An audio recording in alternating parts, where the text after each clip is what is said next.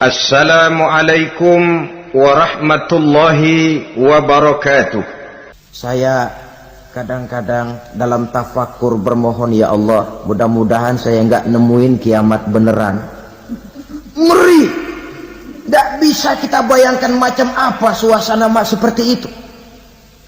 Allah saja banyak memberikan gambaran, misalnya Al-Qari'ah, wa mal Qari'ah, wa ma adraka mal Qari'ah. Kejadian yang menggemparkan. Tahukah kamu apa kejadian yang menggemparkan itu?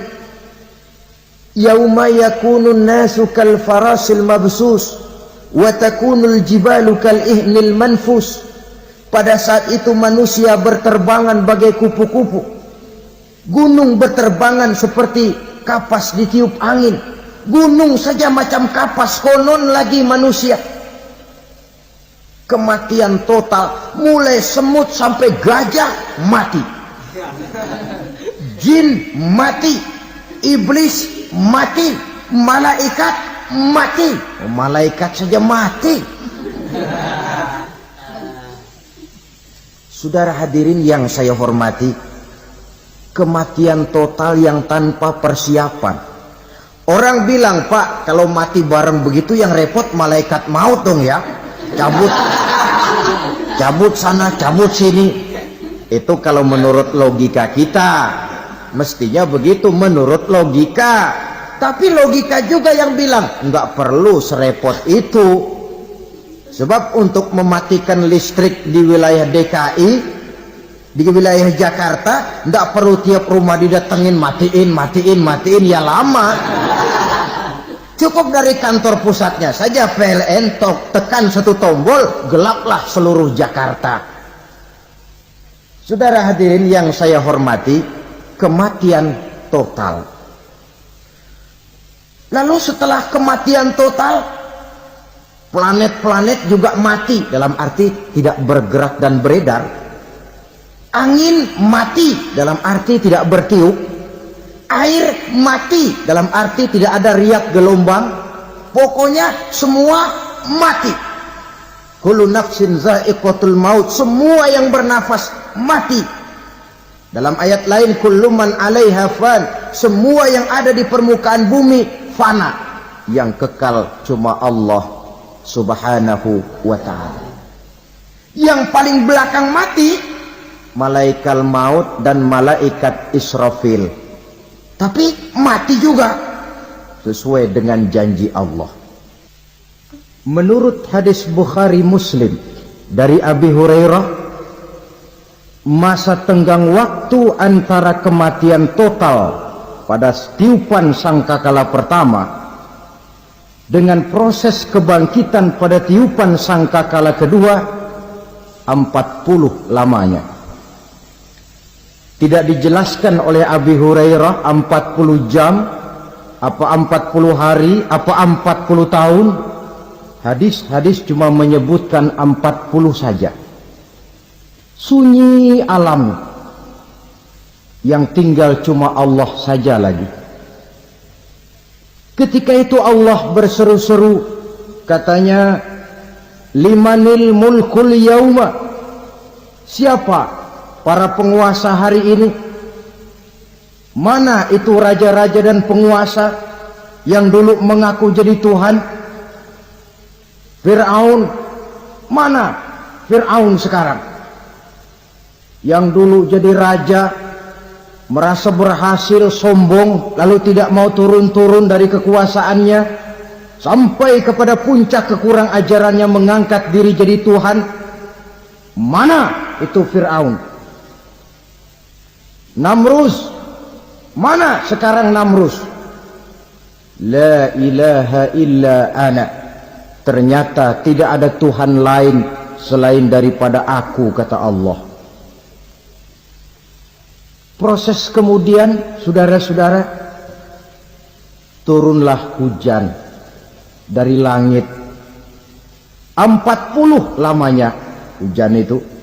Tidak jelas juga 40 jam apa 40 hari. Setelah air turun membasahi, datanglah tiupan sangkakala yang kedua. semua yang bernama mati bangkit dari kuburnya masing-masing. Ini yang disebut yaumul ba'tsi, hari kebangkitan. Allahu Akbar. Pada saat kita bangkit dari kubur kita masing-masing, kumpul di padang mahsyar namanya. Bayangin aja, saya sendiri nggak sanggup bayangin.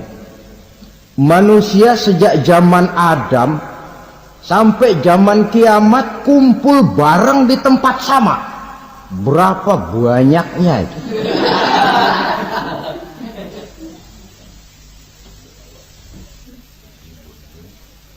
Dan yang luar biasa menurut satu riwayat, pada saat bangkit itu, Masya Allah, roman muka kita berubah, disesuaikan dengan amalan kita waktu di dunia ini. Barang siapa yang waktu di dunia amalannya itu amalan tikus, di akhirat nanti dia bangkit dari kubur, mukanya seperti muka tikus.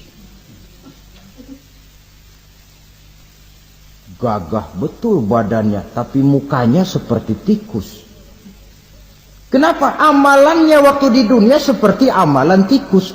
Apa amalan tikus itu? Suka ngegeragoti barang yang sudah disimpan rapi-rapi. Orang sudah simpan uang rapi-rapi, simpan perhiasan rapi-rapi, digeragoti oleh tikus. Maling-maling, pencoleng-pencoleng, koruptor-koruptor, itu nanti di akhirat nanti kita lihat mukanya seperti muka tikus. Oh, ini waktu di dunia suka nyolong, mukanya seperti muka tikus. Barang siapa yang waktu di dunia ini amalannya itu amalan macan, dia akan bangkit nanti mukanya seperti muka macan. Apa amalan macan? Macan itu amalannya menang-menangan. Orang yang mau menang saja nggak mau mengalah.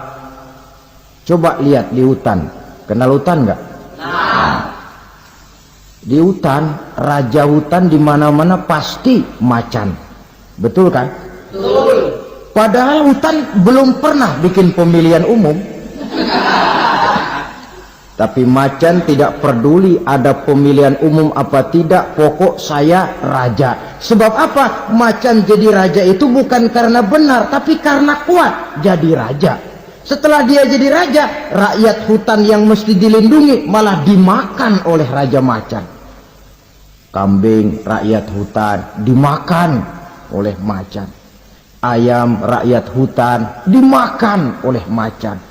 Itu nanti kita lihat di akhirat itu mukanya seperti muka macan, gagah betul. Lalu barang siapa yang di dunia ini amalannya itu seperti amalan anjing, nanti dia punya muka seperti muka anjing. Apa amalan anjing? Pertama, anjing itu kalau disuruh jaga rumah, dia tidak bisa membedakan mana maling, mana tamu. Biar yang datang maling, kalau bawa tulang, anjing kalem. Yang kedua, anjing itu akan setia kepada siapa saja yang memberinya roti. Siapa yang memberinya roti, itulah majikannya. Apa kata majikannya, pasti dia laksanakan. Soal benar atau salah, dia tidak peduli. Setelah anjing dapat roti, dia tidak punya pilihan lain kecuali bilang, abdi mah kumaha juragan wae ayeuna mah.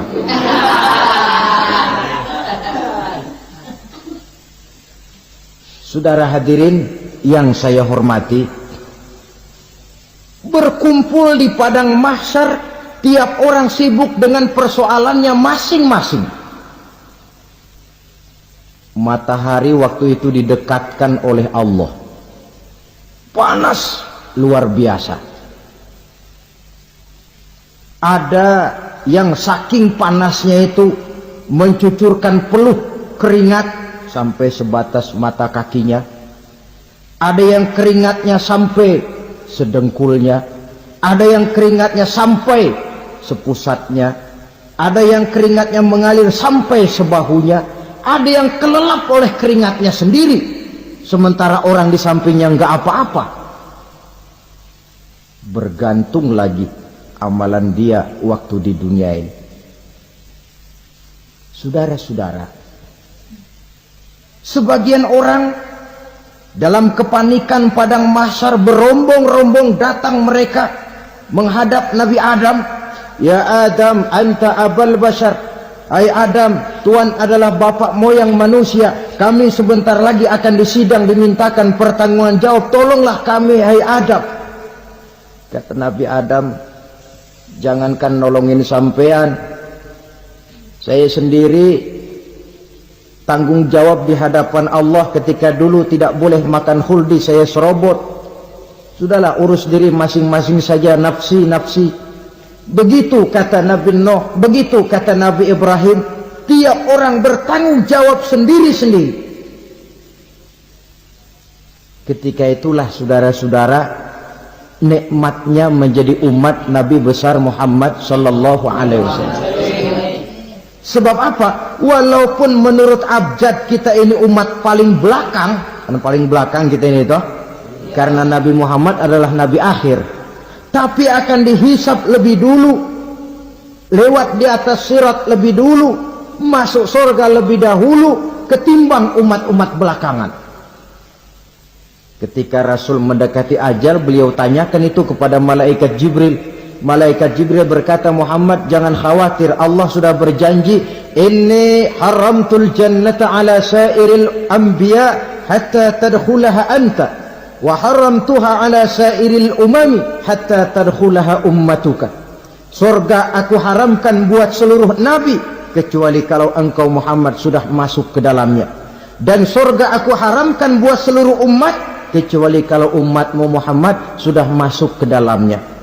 Logikanya, walaupun menurut abjad kita umat paling belakang, bakal dihisab paling dulu, lewat di atas sirat paling dulu, masuk surga paling dulu, kalau mampir ke neraka juga paling dulu. Ya resiko. Jangan mau enaknya aja paling dulu. Saudara hadirin yang saya hormati, setelah masa kebangkitan itu jangan dikira begitu bangkit langsung diperiksa, masih menunggu menanti ribuan tahun perhitungan padang mahsyar untuk sampai kepada proses yang disebut yaumul hisab, hari perhitungan. Seorang demi seorang bakal dipanggil.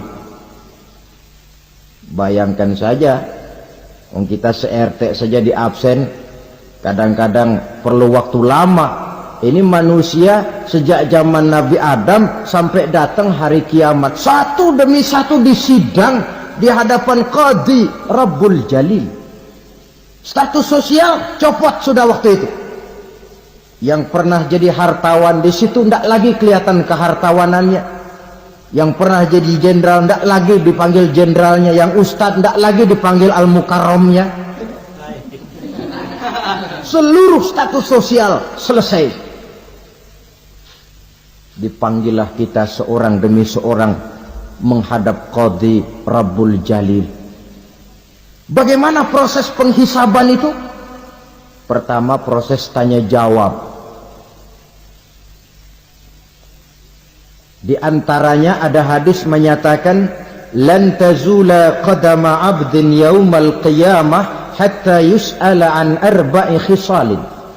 Besok di hari kiamat tidak akan bergeser telapak kaki seorang hamba sampai dia ditanya lebih dulu tentang 4 persoalan. Tentang ilmunya, kemana ilmu itu diamalkan. Tentang umurnya, di mana umur itu dihabiskan. Tentang masa mudanya, kemana masa muda itu dipakai. Tentang hartanya, dari mana harta itu didapat dan kemana harta itu dibelanjakan.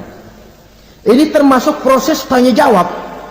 Jadi kalau istilah pengadilan dunia, nama Fulan bin Fulan. Kamu waktu di dunia diberikan umur panjang untuk apa? Pernah mengalami masa muda, kemana kau habiskan masa remajamu? Kau diamanahkan ilmu, dengan apa ilmumu kau amalkan? Kau diberikan harta, dari mana harta kau dapat, kemana kau belanjakan? Tak seorang pun yang bisa mungkir. Sebab apa? Dikala itu yang menjadi saksi bukan orang. Yang menjadi saksi adalah seluruh anggota badan kita. Tangan bicara, kaki jadi saksi terhadap seluruh amalan yang pernah kita kerjakan pada saat kehidupan di alam dunia ini. Selesai proses tanya jawab, lalu diperlihatkan buku catatan kita waktu hidup di dunia ini. Jangan lupa Allah itu menyiapkan 2 superkomputer kepada kita. Sebelah ditempelin sebelah kanan, yang sebelah tempelin di sebelah kiri. Komputer itu namanya Raqib dan Atid. 2 malaikat yang apabila baik kita lakukan, refleks saja akan menulis kebajikan kita. Jahat kita kerjakan, akan tertulis. Catatan itu nanti diperlihatkan kepada kita.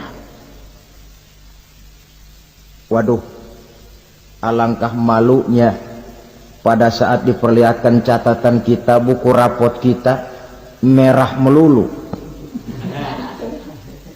Barangkali diperiksa sambil diomelin, brengsek lo. Buku merah melulu begini, bagaimana waktu hidup di dunia? Tidak cukup diperlihatkan buku catatan kehidupan, rekaman kehidupan. Rekaman kehidupan kita secara utuh sejak terlahir sampai ajal datang merenggut nyawa. Barangkali mirip dengan video sekarang ini, di mana terekam dengan baik seluruh kegiatan kita sejak yang sekecil-kecilnya sampai kepada yang sebesar-besarnya. Untuk kemudian kita pun menerima balasan. In khairan fa khairun wa in syarran fa syarrun. Kalau baik ya baik balasannya, kalau jahat ya jahat juga balasannya. Catatan-catatan kita diberikan. Kalau banyak kebajikannya diberikan di tangan kanan dengan cara yang halus. Kalau banyak kejahatannya diberikan dari sebelah kiri atau dilempar dari belakang. Itulah sebabnya sejak di dunia ini kita sudah mohon kepada Allah. Ketika berwudu membasuh tangan kanan, apa kita bilang? Allahumma a'tini kitabi biyamini wa hasibni hisaban yasira. Ya Allah, berikan saya kitab di tangan kanan, dan kalau saya memang perlu dihisap, hisaplah saya yang seringan-ringannya. Tangan kiri berlindung kita kepada Allah. Jangan sampai diberikan kitab di tangan kiri atau dari arah sebelah belakang. Wa a'udzubika an tu'tiya kitabi bishimali aw min wara'i zuhri, dari arah sebelah belakang. Na'udzubillah min dzalik. Setelah selesai lewat proses penghisaban, lewat mizan, timbangan, maka yang sudah selesai dihisab itu bergeraklah menuju sirat, jembatan yang terbentang menuju surga melalui neraka. Saudara-saudara, panjangnya perjalanan sirat itu memakan waktu ratusan tahun. Tetapi orang yang lewat di atas sirat pun macam-macam, bergantung amalannya ketika di dunia ini. Ada yang lewat di atas sirat itu kalbarkil khatib, seperti kilat yang menyambar, lep, sudah sampai dia di surga. Cepat bukan main. Ada yang lewat di atas sirat itu seperti orang lari-lari. Ada yang lewat di atas sirat itu seperti orang jalan biasa. Ada yang sambil merangkak, ada yang sambil ngesor, ada yang sambil gelayutan, ada yang selamat sampai ke ujung ke surga, ada yang tergelincir jatuh masuk ke dalam neraka, bergantung amalannya dalam kehidupan di dunia sekarang ini. Tiap kita akan melewati yang namanya sirat ini. Saudara-saudara kaum muslimin yang saya hormati, dengan demikian mereka yang selamat melalui sirat sampai ke terminal akhir surga, mereka yang ketika dihisab ternyata banyak kejahatannya daripada kebaikannya, mereka singgah di dalam neraka. Nah, adapun orang-orang yang beriman menurut ayat Quran dan hadis Nabi itu nanti ada bermacam-macam. Ada orang beriman itu yang dimasukkan surga. Ada orang beriman itu yang dimasukkan ke dalam surga. Ada orang beriman itu yang disebut penduduk surga. Kenapa lain-lain, Pak? Karena waktu di dunia amalannya juga lain-lain. Ada orang beriman yang masuk surga. Ini paling murah tiketnya. Mau masuk surga?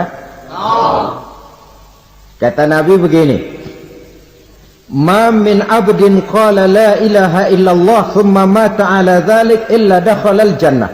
Kalau seorang hamba sudah mengucap dua kalimat syahadat, dia yakin dengan kebenaran kalimat itu sampai matinya, orang itu akan masuk surga. Abi Dzar yang waktu itu diajak bicara heran, ya Rasul kok gampang betul? Iya, walaupun orang itu mencuri, iya, walaupun orang itu berzina, iya. Biar dia mencuri, biar dia berzina, kalau dia sudah mengucap dua kalimat syahadat, dia yakin dengan kebenaran kalimat itu sampai matinya, itu orang akan masuk surga. Jadi masuk surga cukup dua kalimat syahadat, yakin sampai mati, masuk surga. Itu perkara masuk. Tapi kalau pertanyaannya diterusin, masuknya kapan, Pak? Nah, ini lain lagi urusannya. Sebab ada yang masuknya itu langsung, ada yang mampir dulu. Di sana tempat cuma dua, kalau tidak surga, neraka. Mau ke surga tapi mampir dulu, yang mampirnya jelas di neraka.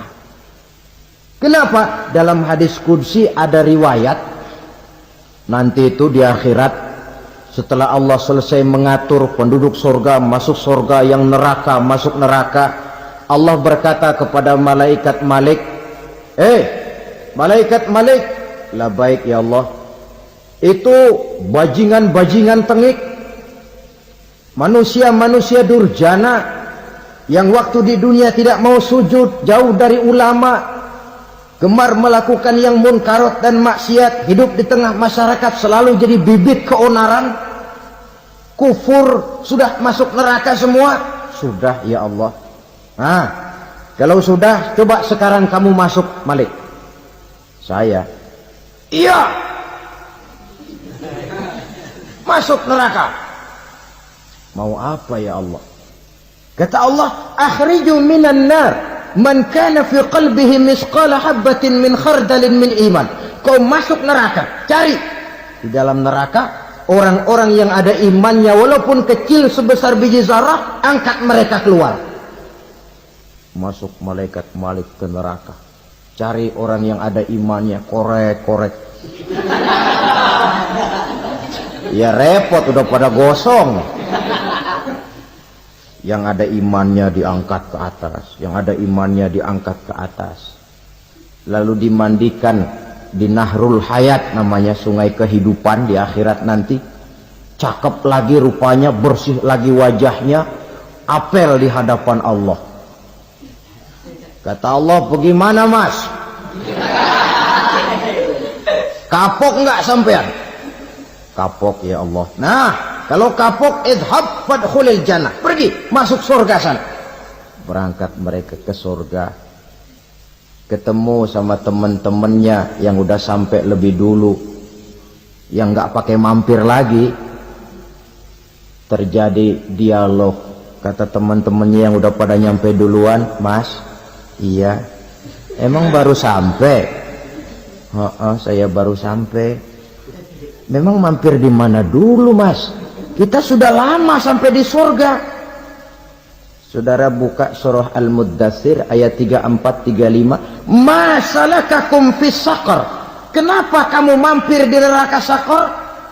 Qalu lam naku minal musallin. Mereka menjawab, kami mampir di neraka Saqar, Mas, gara-gara dulunya kami waktu di dunia ndak pernah sholat. Ndak pernah sholat? Ndak pernah. Kan rumahnya dekat masjid, cuma dekat doang, Mas. Sholat mah enggak saya. Enggak pernah ngasih makan fakir miskin, enggak pernah hadir di majelis taklim, pendeknya enggak pernah melakukan kebajikan. Maka saya pun mampir di neraka Saqar. Untung betul saya punya iman, Mas, sedikit.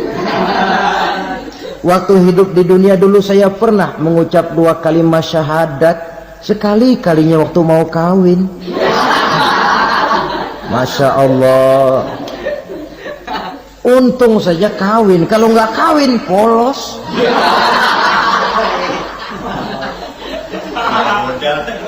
Itu juga penghulu sudah setengah mati ngajarin. Asyhadu alla, asyaduaan, asyaduaan.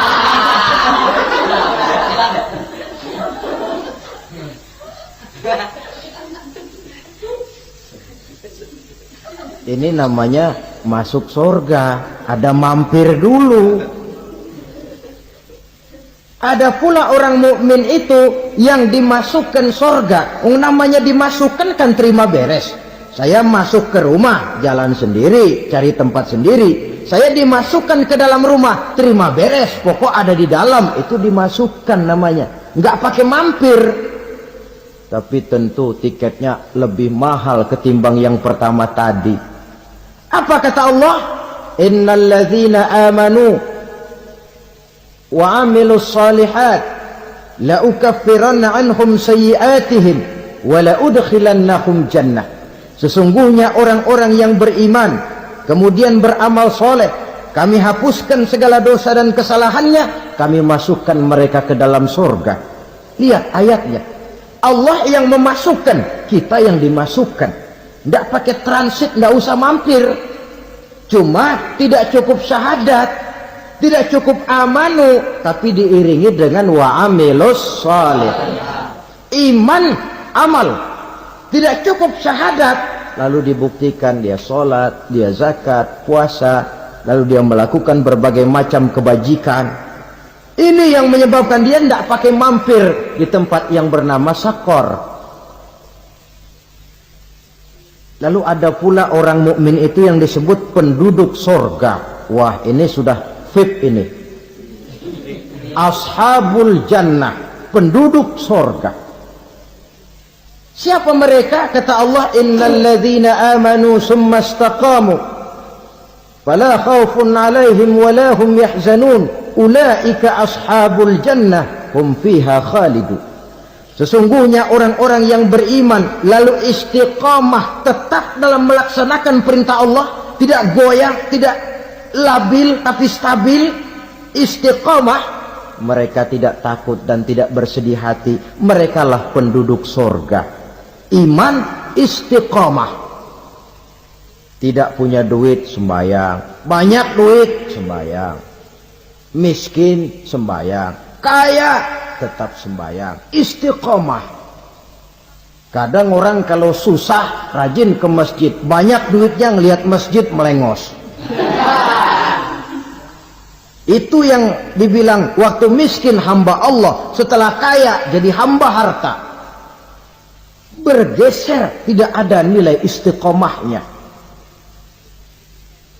Saudara-saudara, dengan begitu penduduk neraka itu dua. Ada penduduk permanen, ada penduduk yang semi permanen. Yang semi permanen orang-orang beriman yang mempunyai dosa besar. Mereka masuk ke neraka untuk menerima azab sesuai dengan dosanya. Bila selesai masa azab itu, mereka akan diangkat untuk ditempatkan kembali ke dalam surganya Allah subhanahu wa ta'ala. Nah, dikala itulah saudara-saudara ada yang disebut syafaat dari Rasulullah Sallallahu Alaihi Wasallam.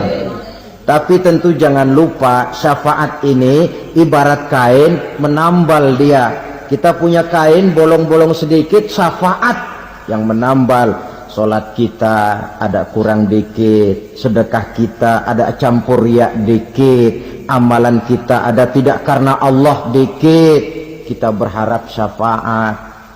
Jadi biarlah kain masih bolong-bolong, yang penting punya kain. Tapi kalau kainnya tidak ada, yang ditambal apanya? Sholat tidak, puasa tidak, zakat tidak, berharap syafaat saja. Ya, terlalu berlebihan itu. Saudara hadirin yang saya hormati, apabila selesai proses penghisaban, proses penghitungan, maka dikala itulah manusia terbagi dalam dua kelompok besar.